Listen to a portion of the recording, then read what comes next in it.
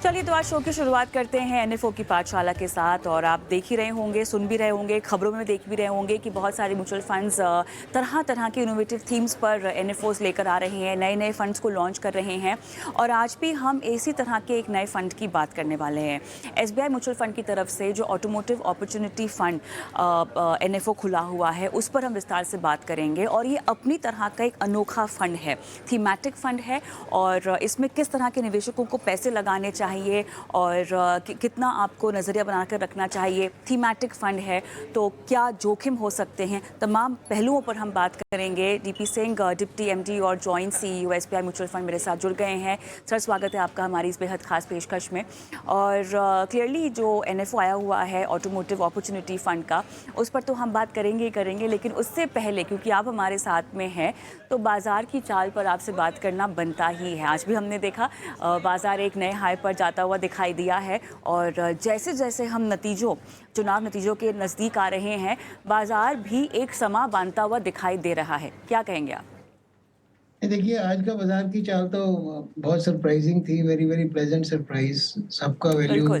Create हुआ है, मतलब ऐसी कोई उम्मीद नहीं थी या ऐसा कुछ लग नहीं रहा था कि कोई कारण है जिसकी वजह से ये हो सकता है। परंतु ये क्योंकि हम हाइपर पॉलिटिकल एक्टिविटी के दौर में चल रहे हैं और जैसे जैसे लोगों को और ये भावना बनती जा रही है कि ये सरकार दोबारा आएगी और सरकार की नीतियां पहले से ही क्या होने वाली हैं उनके ऊपर चर्चा शुरू हो गई है। तो नेचुरली जो मार्केट है उसको फैक्टर कर रही है पहले ही, तो उसकी वजह से ही हो सकता है। और तो कोई मेरे को खास रीज़न नज़र नहीं आता। परंतु बड़ी खुशी की बात है कि लोगों की वेल्थ क्रिएशन की जर्नी लगातार बनी हुई है और जो लोग आज की डेट में बाज़ार में पैसा लगाए हुए हैं, उनकी वैल्यू क्रिएट हुई है। तो इससे ये it's always a good feeling. बिल्कुल। और एक चुनावी माहौल तो देश में बना ही हुआ है, उसी के साथ साथ एनएफओ लॉन्च होने का भी एक माहौल जो है बना हुआ है। और बहुत सारी एएमसीज जो हैं इनोवेटिव तरह के फंड्स भी लेकर आ रही हैं। आप भी एक बेहद खास तरीके का फ़ंड लेकर आए हुए हैं। और मेरे ख्याल से इस तरह का कोई फ़ंड बाज़ार में है भी नहीं। ऑटो सेक्टर पर फोकस करता है, तमाम पहलू जो कि ऑटो सेक्टर को आगे ले जाने वाले ट्रिगर्स के मद्देनज़र ये फ़ंड आपने लॉन्च किया है एसबीआई म्यूचुअल फंड की तरफ से, ऑटोमोटिव अपॉर्चुनिटी फ़ंड। तो क्या सोच होगी? बहुत सारे की ड्राइवर्स हैं मेरे ख्याल से इंडस्ट्री ग्रोथ के लिहाज से जो आपने कंसिडर किए होंगे। लेकिन इस तरह के थीमेटिक फंड को इस समय लॉन्च करने के पीछे कोई ख़ास वजह है? क्या डेटा आपने कंसिडर किया होगा? क्या क्या कारण आपको यहाँ पर लग रहे हैं कि जानना बहुत ज़रूरी है दर्शकों के लिए? कविता जी, इसमें सबसे बड़ी बात ये होती है कि जैसे-जैसे हमारी मार्केट इवॉल्व हो रही है, आज हमारी मार्केट $5 ट्रिलियन के साइज़ से ऊपर बढ़ गई है और उसमें नंबर ऑफ स्टॉक्स भी बहुत ज़्यादा हैं। तो कोई भी एक डाइवर्सिफाइड फंड, क्योंकि कोई भी फंड मैनेजर अपने लेवल पे 35, 40, 50 स्टॉक से ज़्यादा नहीं ले सकता। तो उसमें जैसे आपने सही बोला कि there are different themes in the market, जो कि समय-समय पे लगता रहता है कि ये थीम अभी चलेगा। तो ये सेक्टर स्पेसिफिक ना हो के ये थीमेटिक फंड होते हैं, तो इसमें काफ़ी मेहनत की जाती है कि क्या-क्या ऐसे थीम हो सकते हैं आने वाले टाइम में, जिसमें कि लोग अपना पैसा बना सकते हैं, जहाँ पे हम अपनी रिसर्च के बेस पे, अपने हार्ड वर्क के बेस पे ऐसी कंपनियों को चुन सकें, जो कि आने वाले 5-10 साल में अच्छा जो है वैल्यू क्रिएट कर सकती हैं। तो ऐसे ही इस पर्टिकुलर थीम के ऊपर काफ़ी देर से हमारा काम चल रहा था और करीब 1 साल तक इस पे काम किया और देखा कि इस थीम के अंडर, क्योंकि जैसे आपने बोला कि ऑटो सेक्टर वाला पहला फंड है, ऐसा नहीं है। इस तरह के 2 फंड और भी हैं मार्केट में, जो ऑटोमोटिव पूरे सेक्टर को नहीं लेते, पर जैसे एक फंड है जो सिर्फ़ ट्रांसपोर्ट एंड लॉजिस्टिक को लेता है और एक और भी ऐसा शायद फंड है जिसमें ऐसी कंपनी में पैसा लगता है। पर हमने जब इस पे पूरी रिसर्च की और देखा कि there are good number of companies जो कि बहुत अच्छे तरीके से काम कर रही हैं, उनका क्वालिटी कंट्रोल बहुत बढ़ा है और हमारा जो ऑटोमोटिव सेक्टर है, ये भी बहुत तेज़ी से बढ़ रहा है। आज की डेट में हम पूरे विश्व में तीसरे नंबर पे पहुँच गए हैं, जहाँ तक ऑटो इंडस्ट्री का सवाल है। और उस इंडस्ट्री में जैसे आप दिखा भी रहे हैं, 188 बिलियन का होने का अनुमान है। और ये जो हमने फिर उसके ऊपर हमने और और जब इसके ऊपर रिसर्च किया, तो कौन-कौन सी कंपनी अपने यूनिवर्स में आ सकती है, तो हम करीब 134 ऐसी कंपनी हैं, जो कि हमारे यूनिवर्स में होंगी और उसमें हम करीब-करीब जिसको बोलते हैं, हम पैसा इसमें लगाएँगे, इसमें से 30 और 40 बढ़िया कंपनी चुन के, उसमें पैसा लगेगा। और जब हमने देखा ये जो पूरा इसका मार्केट कैप है इन कंपनीज़ का जिसमें हम पैसा लगाने की बात कर रहे हैं, that is almost 40 lakh crore, 40 trillion का उनका मार्केट कैप है। और अगर आज की डेट में अगर हम अपने निवेशकों से एक नंबर लेके बात कर रहा हूँ कि अगर 10,000 करोड़ भी हम इकट्ठा कर लेते हैं, तो हम 0.25% ऑफ द मार्केट कैप होएँगे। It's not something very, very big. और उसमें स्कोप बहुत है, थीम बहुत बड़ा है। और ऐसे थीम की क्योंकि कई कंपनीज़ स्पेशली मिड कैप और स्मॉल कैप में विदिन सेक्टर ऐसी होती हैं कि आपके स्मॉल कैप, मिड कैप में वो आ ही नहीं पाती क्योंकि हर एक जगह पे एक कंस्ट्रेंट होता है कि आप 40-50 स्टॉक से ऊपर नहीं ले सकते। तो ऐसी बहुत सी कंपनीज़ हमने ढूँढी हैं जिसके ऊपर हम काम करेंगे और जिस तरह से सरकार की नीतियाँ रही हैं और ऐसी ही नीति रहने का की संभावना है। तो उसमें जबकि हमारे आदरणीय मंत्री जी गडकरी जी का मैं उस दिन बयान सुन रहा था तो वो कह रहे थे कि हमारी आशा है कि 3 साल के अंदर हम हिंदुस्तान को ऑटोमोटिव सेक्टर में नंबर 1 बनाना चाहते हैं। अगर उस तरफ हम काम करते हैं, एक्सपोर्ट बहुत बढ़ेगी। एक्सपोर्ट के बहुत से ऐसे मुद्दे सिर्फ ये नहीं कि गाड़ियाँ यहाँ पे बन के जाएँगी।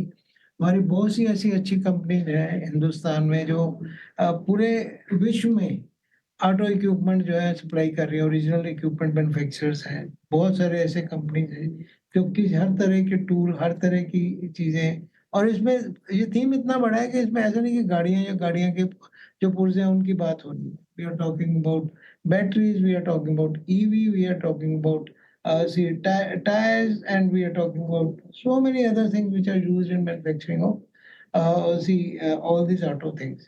इसमें गाड़ियाँ भी हैं, इसमें टू व्हीलर भी हैं, इसमें ट्रैक्टर भी हैं, इसमें ट्रांसपोर्ट व्हीकल्स भी हैं, पैसेंजर ट्रांसपोर्ट व्हीकल्स हैं, उसके अलावा ट्रक्स हैं। तो बहुत बड़ा एक डिफेंस के भी के अंदर भी ट्रांसपोर्ट व्हीकल्स हैं, ऐसी कंपनीज़ आएँगी जो डिफेंस के लिए बनाएँगी। तो कहने का मतलब ये है कि आज की डेट में ही इतनी है, आने वाले टाइम में और ज़्यादा बढ़ेंगी, तो ये एक बहुत बड़ा थीम है और हमें पूरा विश्वास है, पूरी कन्विक्शन के साथ कहते हैं कि इस थीम में we'll be able to create good value for the customers. Sir जोखिम के लिहाज से क्योंकि ये एक थीमेटिक फंड है और थीमेटिक फंड में अक्सर हम देखते हैं कि न्यूज़ ड्रिवन जोखिम होता है, सेक्टर डेवलपमेंट को ध्यान में रखते हुए जोखिम होता है। तो किस तरह की आपकी रिस्क एपेटाइट होनी चाहिए इस तरह किसी थीम को अपने पोर्टफोलियो में शामिल करने की? ग्रोथ प्रोस्पेक्ट्स तो आपने समझा दिए, 134 कंपनियों का यूनिवर्स है और इसमें भी बहुत सारी अलग-अलग तरह की कंपनियां भी हैं जो शामिल की जाएंगी। तो अपने आप में मार्केट कैप वाइज तो आपको डाइवर्सिफिकेशन मिल ही रहा है, लेकिन जोखिम की क्षमता यहाँ पर कितनी होनी चाहिए निवेशकों की? जोखिम के हिसाब से तो बड़ा क्लियर है कि क्योंकि ये थीमेटिक फंड है जो कि रिस्कोमीटर के हिसाब से वेरी हाई रिस्क कैटेगरी में आता है और सारे जितने भी हमारे इक्विटी फंड हैं वो हाई रिस्क कैटेगरी में ही आते हैं पर this should not be the first fund. ये उन्हीं व्यक्तियों को इसमें पैसा डालना चाहिए जो कि ऑलरेडी ये जो इन्वेस्टमेंट की जर्नी जिनकी स्टार्ट हो चुकी है, who are evolved investor and it should be a part of your portfolio as a diversification.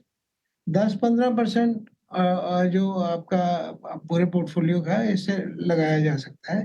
परंतु मेरी सलाह यही रहेगी कि वो व्यक्ति जिनका रिस्क एपेटाइट हाई है, जो कम से कम 3 से 5 साल तक इंतज़ार कर सकते हैं to get the potential of the fund. मैं ये नहीं कहता कि 3 से 5 साल पहले ज़्यादा रिटर्न नहीं आ सकती है तो उसको बोनस के तौर पे लेना चाहिए।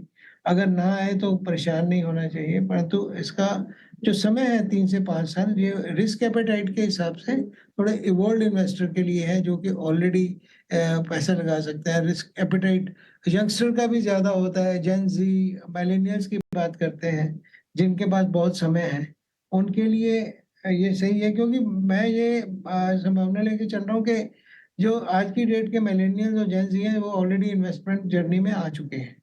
और हमने अपने पहले फंड्स में भी देखा है करीब 50% से ज़्यादा लोग जो आज की डेट में एनएफओ में इन्वेस्ट कर रहे हैं, खास तौर पे मैं अपने एनएफओ की बात करूँ जो हमने अभी हाल ही में ही किया था एनर्जी अपॉर्चुनिटीज़ फंड।